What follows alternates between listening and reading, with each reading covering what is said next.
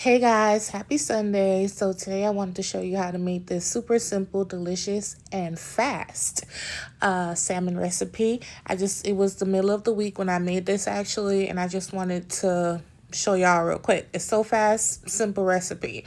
So these are the ingredients that you need, but if you want to add more stuff to it, you can. This is the salmon. I got it from Aldi and it's on the plank. All I did was rinse it off and pat dried it, and I'm gonna do everything right on the plank, okay? So to my little ramekin or my bowl, I'm gonna add some sriracha, some soy sauce. Remember, all ingredient measurements will be in my description box. Make sure you guys check that out. Also, if you have any requests, drop them below. I'm also adding down here a little bit of honey and some of this garlic butter seasoning. It does have salt in it, so again, just season it how you want to. And then I'm going to mix this up, and that is the sauce that's going to go all over the salmon, and it's going to be so delicious, and y'all are going to love it, okay? I've been eating a lot of salmon lately, okay, because if you know, you know. But this is what the sauce looks like.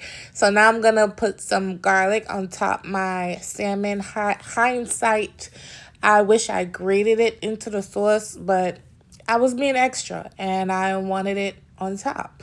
I'm also going to sprinkle on some kosher salt over top like this. And now I'm going to pour the sauce.